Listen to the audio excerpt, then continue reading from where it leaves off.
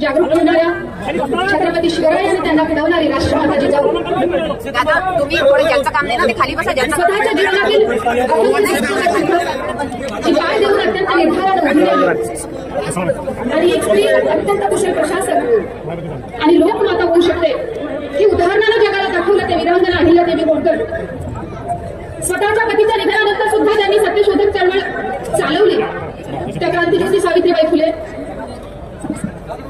आणि या संपूर्ण जगामध्ये या खंडप्राय देशामध्ये जी लोकशाही अत्यंत मानानं जगामध्ये उभी आहे त्या देशाची घटना त्या पूजनीय डॉक्टर आंबेडकरांनी लिहिली. त्या आंबेडकरांच्या आयुष्यामध्ये सुद्धा जिने स्वतःच्या लुगड्याला अनेक गाठी बांधल्या ठिकाणी लावलं गोवऱ्या वेचल्या आणि तरीही ती डॉक्टर आंबेडकरांच्या जीवनामध्ये अत्यंत क्रांतिकारकरित्या उभी राहिली. ते पूजनीय रमाई या सर्व स्त्रीरत्नांचा हा महाराष्ट्र आहे. या महाराष्ट्रामध्ये झालेल्या सर्व संत प्रभावळीला नमन करते. ते कर्मयोगी गाडगे बाबा असतील स्वतःच्या खंजिरीच्या निनादानं या पारतंत्र्यामध्ये असलेल्या देशामध्ये स्वातंत्र्याचा स्फुल्लिंग चेतवणारे वंदनीय राष्ट्रसंत असतील आणि संपूर्ण विश्वाला धर्म समन्वयाचा अत्यंत प्रखर विचार देणारे समन्वय महर्षी श्री गुलाबराव महाराज असतील. या अचलपूरच्या मातीमध्ये जी आदिशक्ती बनून उभी आहे ती माता जगदंबा. सन्माननीय व्यासपीठ आणि इथे उपस्थित एका विचारांवर प्रेम करण्यासाठी आपण दिवसभराची सगळी गाडी चालवत ऊर पार करत इथं आलेला प्रहारच्या विचारावर प्रेम करणाऱ्या तमाम कार्यकर्त्याला सुद्धा आदरपूर्वक सलाम करते. जय प्रहार, जय प्रहार, जय प्रहार. जो शेर की हुंकार है, सेवा की पुकार है, प्रेम है, प्यार है आणि तुम्ही सर्वांनी ते सिद्ध केलं आहे. जीत है, हरबार है, प्रहार है, प्रहार आहे. लोकशाहीचा उत्सवाचं हे वातावरण आहे आणि 20 तारखेला आपण याची कळस पूजा करायला जाणार आहोत. 4 वेळा आपले लोकप्रतिनिधी म्हणून प्रहारच्या या अपक्ष उमेदवाराला आपण निवडून पाठवलं आणि यावेळेस परिवर्तन पाहिजे असा काही आवाज ऐकायला आला.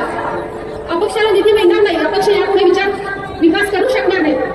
खरं म्हणजे हा अपक्ष सुद्धा स्वतःमध्ये एक अत्यंत मोठा पक्ष आहे. हा अपक्ष म्हणजे काय आहे? हा अपक्ष म्हणजे गेल्या 3 दशकांपासून अविरत लोकसेवेचा पक्ष आहे. हा अपक्ष म्हणजे काय आहे? माझ्या तरुण मित्रांनी समजून घ्या. कधीतरी ज्या विचारधारेवर तुम्ही वेड्यासारखं प्रेम केलं, त्या बच्चू कडूंनी टाकीवर चढ म्हटलं तर तुम्ही चढले, त्या बच्चू कडूंनी जमिनीत गाडून दे म्हटलं तर तुम्ही गाडून घेतलं. त्या बच्चू कडूंचा अपक्ष काय आहे हे माझ्या तरुण मित्रांना अत्यंत खंतेपणाने मांडता आलं पाहिजे. हा अपक्ष म्हणजे अविरत लोकसेवेचा पक्ष. हा अपक्ष म्हणजे अखंड लोकसंपर्काचा पक्ष.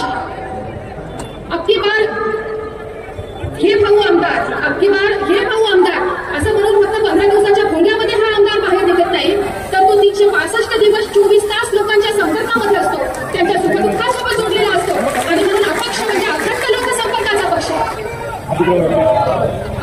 अपक्ष म्हणजे अविनाशी अशा लोकभावनेच्या तळमळीचा पक्ष आहे हे सुद्धा आपण पाहिलं पाहिजे. इथं फक्त अचलपूरचा विकास आता आम्ही खऱ्या अर्थाने करणार आणि आता आम्ही लोकांना मदत करणार म्हणून बच्चू कडूंच्या कार्यकर्त्यांना कधी सांगायची गरज पडत नाही, हे लक्षात घ्या. परवाच्या दिवशी आमचे देऊरवाडीचे दीपक भाऊ घरी आले आणि त्यांनी एक गोष्ट सांगितली. 2004च्या लोकसभेमध्ये मी पहिल्यांदा भाषण दिलं होतं आणि सांगितलं होतं तोपर्यंत प्रहारच्या चळवळीकडे एक कोणतरशाही म्हणून पाहिलं जात होतं आणि प्रहारची चळवळ या मातीमध्ये कशी रुजली आहे. 20 वर्षाच्या आधी सांगितलेली घटना त्याची परंपरा कुठेही खंडित झाली आहे. त्यांनी सांगितलं की अर्जुन डाहे नावाच्या एका माणसाच्या घरी मी भेटायला गेलो, त्याच्या घरी 8 लोक राहतात. त्या काकाने म्हटलं मला ताई की मी आतापर्यंत बच्चू कडूला भोट मारले नाही, दीपक याच्यापुढे मी बच्चू कडूला भोट मारणार नाही. मी म्हटलं म्हणे काका मी भोट मागायला आलोच नाही, तुमची तब्येत बरी नाही हे मला समजलं आणि म्हणून प्रचाराच्या घाईघाईत मी आज फक्त भेटासाठी आलो. मग काकाचा चेहरा बदलला. काकाने म्हटलं म्हणे खरं आहे दीपक एवढी मोठी गाठ पायाला झाली आहे का उठता बसता येत नाही. मी पैसे दिले आणि पंजाबराव देशमुख हॉस्पिटलमध्ये पाठवलं. तपासणी झाली. दुसऱ्या दिवशी ऑपरेशन करायचं डॉक्टरने सांगितलं. रुग्णसेवकांची टीम आहे लक्षात घ्या. अगदी बार हा आमदार म्हणून ठेकेदारांची टीम प्रहारची नाही, तर संपूर्ण महाराष्ट्रामध्ये प्रहारच्या रुग्णसेवकांची अत्यंत सक्षम टीम आमच्या पोरांची आहे आणि 70,000 ऑपरेशन केले, 80,000 ऑपरेशन केले. एवढा आकडा आहे. 1 लाखांच्या रुग्णांची आमच्याकडे फोन नंबरसह गावासह यादी आहे. तुम्हाला वाटलं तर कधी कळायला. सर्वात छोटा रुग्णसेवक समर्थ डवरे नावाचा 20 वर्षाचा आहे आणि 20 वर्षाचा पोरगा सुद्धा रुग्णसेवक म्हणून ताकदीने काम करतो हे तुम्ही समजून घ्या. या भागातील राष्ट्रीय पक्षाच्या नेत्याला सुद्धा आपल्या भाषेत सांगतो राष्ट्रीय पक्षाच्या नेत्याला सुद्धा जो वाटत नाही तो आमच्या 20 वर्षाच्या कार्यकर्त्याला हे सुद्धा आपण लक्षात घ्या. तुम्ही कधीतरी पहा, त्याला सांगा दीपक भाऊने सांगितलं ताई 2 बॉटल रक्त दिले म्हणे, ऑपरेशन करून काकांना घरी आणलं आणि 15 दिवस झाले म्हणे काका वॉकर घेऊन उभे आहे आणि सगळे जे सांगते म्हणे अरे बच्चू कडूचीच बटन दाबतात, तोच माणूस कामात येते. ही गोष्ट अशा असंख्य गोष्टी ज्याच्या भविष्यात कधीतरी दंतकथा सुद्धा बनतील, अशा असंख्य आठवणी नाही झालेल्या हेही लक्षात घ्या. आपण 4 वर्षाच्या आधी एखादी गोष्ट सांगितली असेल आणि आज प्रहार कसा करत नसेल हे होत नाही. आणि म्हणून अजूनही रुग्णसेवा ही आपली ताकद आहे, रक्तदान ही आपली चळवळ आहे आणि प्रहारला ती कायम ठेवता आली. या रुग्णसेवेच्या आणि रक्तदानाच्या चळवळीच्या आशीर्वादाचा हा नवा सैलाब आहे. माणूस फक्त त्या दबलेल्या बटणीने निवडून येतो हे एकच सत्य आहे. जसं मोबाईलची रेंज डोळ्याने दिसत नसते ना, आपण म्हणतो फक्त काही तर रेंज नाहीये, कोणी म्हणली हो रेंज आजपर्यंत, अशी सामान्य माणसाच्या मनातल्या आशीर्वादाची रेंज सुद्धा अनेकांना दिसत नाही, पण ती प्रहारला अनुभवता येते. आणि म्हणून हजारोच्या संख्येनं तुम्ही कुठलाही आमिष न घेता एका फाटक्या बच्चू कडूला वारंवार आपला आमदार केला आणि भारतीय लोकशाहीला पटवून दिलाय. याच्यातून मतदारसंघ हा उदाहरणीय मतदारसंघ काय विकास कामं सांगतील ते तुमच्यापैकी प्रत्येकाला ठाऊक आहे.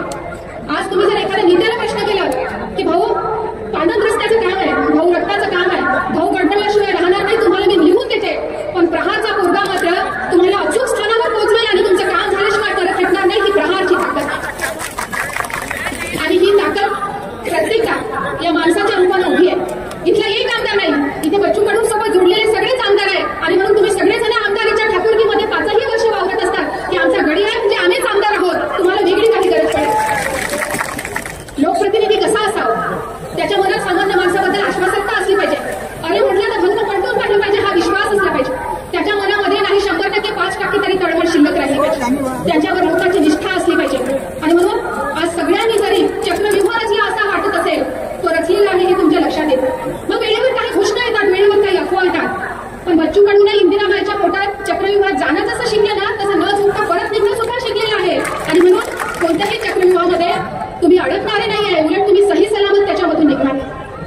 सामान्य माणसांच्या सगळ्याच प्रश्नाला तडीस लावलं आणि तरी सुद्धा केंद्रामध्ये जे आमचं शासन आहे, राज्यसभेचे जे सन्माननीय खासदार आहे, त्यांनी असं म्हणावं की बच्चू कडूने 20 वर्षात फक्त एक फार्म हाऊस भरलं. अहो कधीतरी आपण आपली सुद्धा पातळी उंचावली पाहिजे की नाही. तुम्ही माजी कृषी मंत्री होतात देशाचे, कधीतरी बच्चू कडू मला सांगितलं पाहिजे होतं की अरे संचार प्रक्रिया उद्योग बच्चू तुझ्या मतदारसंघात हे राज्यसभेच्या खासदाराचं आणि कृषी मंत्र्याचं काम आहे, तुम्ही आमच्या घरावर काय बोलता. आज मी या व्यासपीठावरून खुल्या सन्माननीय डॉक्टर अनिलजी बोंडे आणि सन्माननीय सौभाग्यवती वसुधाताईंना खुलं आमंत्रण देते की निवडणुकीची गडबड आटोपली की दोघंही माझ्या घरी जेवायला या आणि पहा आमचं फार्म हाऊस कसं आहे.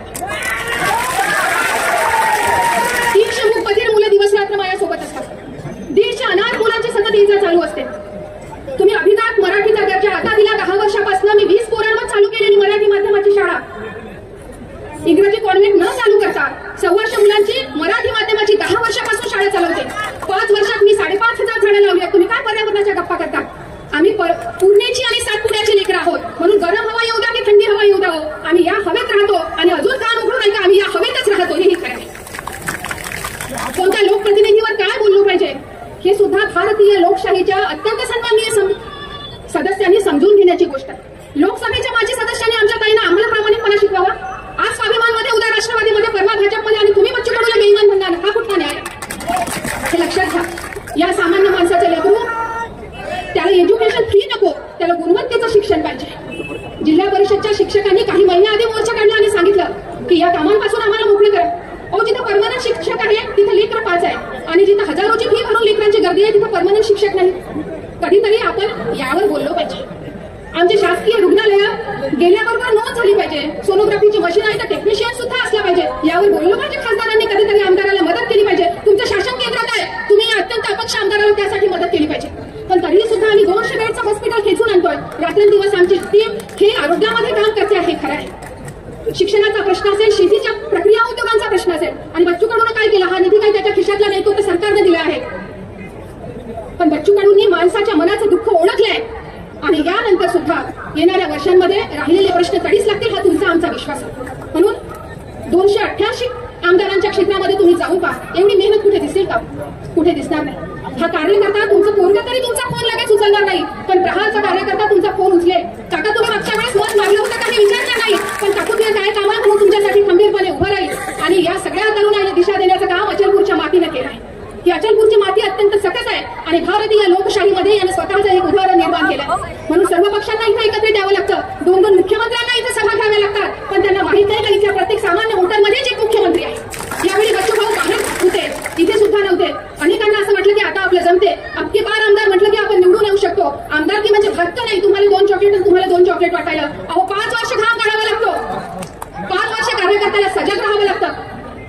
एका मेसेजवर फक्त रस्त्याचं काम होतं, एका मेसेजवर डीपी बदलवले जाते, एका मेसेजवर 10 बॉटल रक्त दिलं जातं. ही जी सगळी यंत्रणा आहे ही कधीतरी या लोकशाहीच्या व्यासपीठावर सगळ्या सामान्य माणसांपर्यंत जाऊ दे. आणि 288 आमदारांना बच्चूभाऊच्या 25% जरी काम केलं तर भारतीय लोकशाही देशातील 1 नंबरची जगातील लोकशाही झाली ही कधीतरी आम्हाला कळू.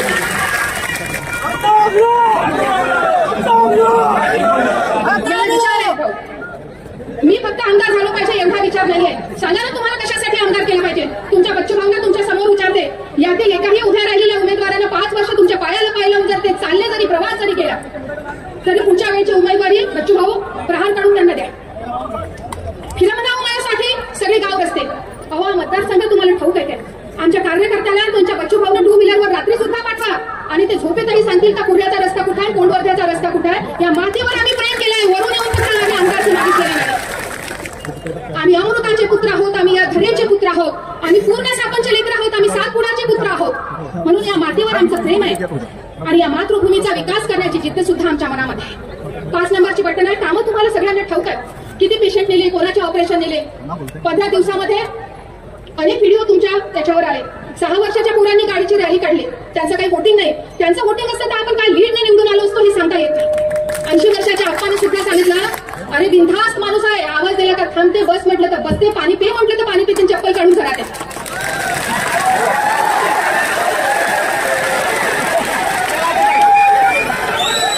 हा सगळा उत्साह, ही सगळी ऊर्जा प्रहारच्या कार्यकर्त्यांना, तुमची बहीण म्हणून, तुमची बहिणी ज्येष्ठ कार्यकर्त्यांना, तुमची लेख म्हणून सुद्धा नम्र विनंती आहे, या सगळ्या ऊर्जेला संयमित ठेवा. वाफेची ताकद जेम्स वाईटनं पाहिली आणि त्या वाफेवर चालवलेलं इंजिन पाहिलं. तुमच्या मनातली ही ऊर्जा विधायक मार्गाने जाऊ द्या. सत्ता आली म्हणून कुठेही आपल्या बोलण्यामध्ये अहंकार नसावा, आपली विनम्रता कायम असली पाहिजे, कारण ती तुमची ताकद आहे. मी लोकसभेला सांगितलं होतं की प्रहारला हरवणं इतरांच्या गोष्टी शक्य नाही, पण प्रहारला हरवणं फक्त प्रहारलाच शक्य आहे. आणि म्हणून हा विजय जर तुम्हाला अमर करायचा असेल तर तो तुमच्या कर्तृत्वालाच पूर्ण करावा लागेल, हे अत्यंत सत्य आहे.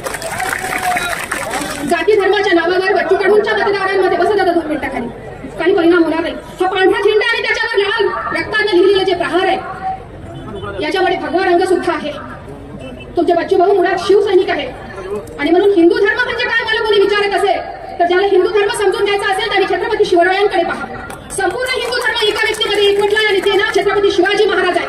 ते छत्रपती शिवाजी महाराजांना जो प्रहार आपला आदर्श मानतो ना त्याला वेगळं हिंदुत्व शिकवण्याची गरज नाही. त्याच्यामध्ये सेवा सुद्धा आहे, त्याच्यामध्ये संस्कार सुद्धा आहे, त्याच्यामध्ये सामर्थ्य सुद्धा आहे आणि तुम्ही फेकून जरी दिला तरी तो उडून उभा राहील एवढा अत्यंत प्रबळ ताकद सुद्धा आहे. आंबेडकरांची न्याय समता बंधुत्वाचा विचार आहे.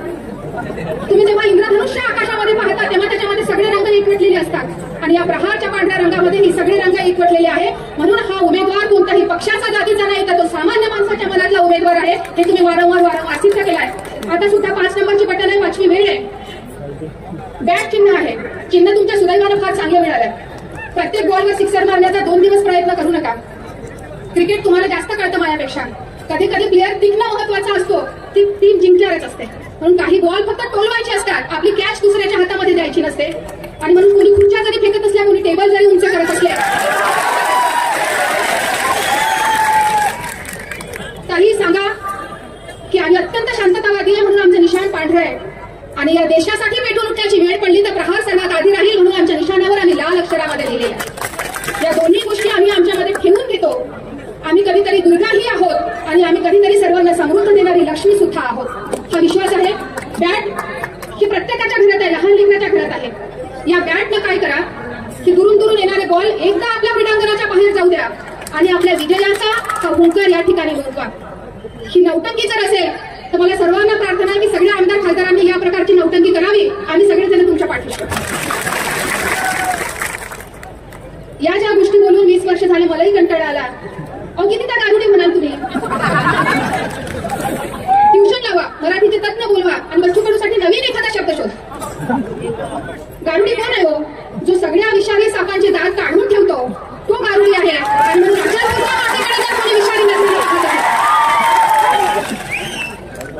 तुमची माती आहे, लक्षात घ्या. आम्ही रक्ताने सिंचलेली आहे.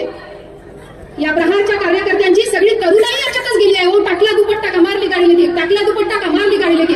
आयुष्य गेले आहेत कार्यकर्त्यांचे. इथं ऐरा गैरानं थुकायला कोणी चालणार नाही. म्हणून अशाच मोर्चा बाहेर होतो. या मातीकडे, इथल्या जनतेकडे, लाडक्या बहिणींना लाडकी बहीण उभी आहे. 15 दिवस झाले मला सारखं फीडिंग होत आहे. मला अनेक मेसेज येत आहेत की ताई लाडक्या बहिणीचा मोठा परिणाम होईल. इथल्या सगळ्या लाडक्या बहिणींचे आधार कार्ड या लाडक्या भावानंच काढून दिलेली आहे, हेही लक्षात घ्या. तो लाडकी बहीण सगळी योजना घेईल, पण तरी सुद्धा प्रहारच्या कार्यकर्त्याला तिचा लाडका भाऊ म्हणून विधानसभेत पाठवेल हा स्त्री शक्तीवर विश्वास ठेवा. ते इकडच्या पांढऱ्या कपड्यात बसलेले तरी डामडोर होतील, पण राष्ट्रसंतांनी सांगितलंय घरचा पुरुष होय चिंता तू, तेव्हा घरची लक्ष्मी सांगे विचार. त्या कुठे जाणार आहे? लाडक्या बहिणींवर शंका घेण्याचं मुळेच कारण नाही. त्या त्यांच्या बच्चूकडून पुन्हा एकदा भाऊ म्हणून निवडून पाठवणार आहे. 5 नंबरची बटन आहे, 5वी वेळ आहे. आणि पुन्हा एकदा या भारतीय लोकशाहीमध्ये आपण अत्यंत सुज्ञ आहोत याचा नोंद करण्याची ही सुवर्ण संधी आहे. तुमचे विचार, तुमच्या मागण्या, तुमच्या स्वप्न या मतदारसंघासाठी पुढील अनेक वर्षांसाठी बच्चूजींना द्यायचे आहे आणि आपला विकास घडवून आणायचा आहे. जय हिंद, जय महाराष्ट्र. आमच्या नितीन भाऊंनी अत्यंत सुंदर कविता या दरम्यान लिहिल्या. अभेद्य है, अजय आहे, ज्याचा भेद कुणाकडून होऊ शकणार नाही. तुम्ही कुणालाही आणा, अजय आहे, ज्याला तुम्हाला हरवता येणार नाही, त्याचा जय निश्चित आहे. विचार आहे, उदार आहे, विचार आहे, अधिष्ठान आहे, असंच नाही फक्त उदार आहे. हिंदू, मुस्लिम, बौद्ध, शीख, ईसाई, काँग्रेस, भाजप, राष्ट्रवादी, शिवसेना, उबाठा, तुतारी अशा सगळ्यांची कामं करणं इतकी उदारता आमच्यामध्ये आहे. नहीं कभी झुका है, नहीं कभी रुका है, प्रचंड है, उदंड है, हे